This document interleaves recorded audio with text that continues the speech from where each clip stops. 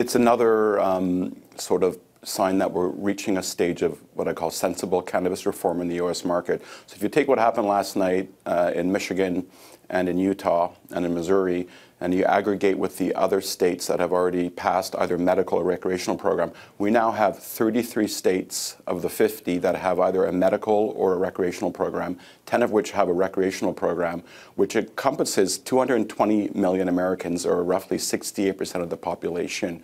So individually, it's just another data point that suggests that the desire for sensible cannabis reform at a state and a citizen level is enhancing in every election season. At a gubernatorial level, you highlighted quite correctly the developments in Illinois and Connecticut and New York.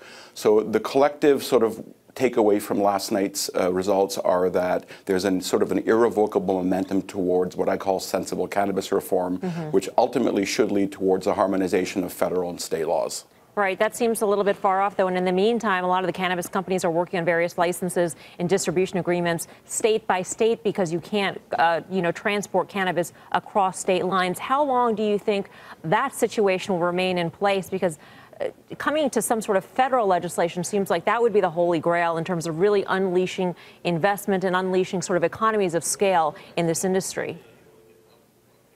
Yeah, that will be the breakout event, and I think what will presage that breakout event will be a series of sort of incremental steps, such as the States Act passing. As to when that seismic event will happen, when we will resolve the dichotomy between federal and state law, my own feeling is that it's going to happen post-2020 and probably closer to the next midterms in 2022. But this is, admittedly conjectural. I'm just gathering all the data points that have shown sensible reform in the last few years and postulating that we're reaching a tipping point, and the breakout I expect will happen in the next 4 years.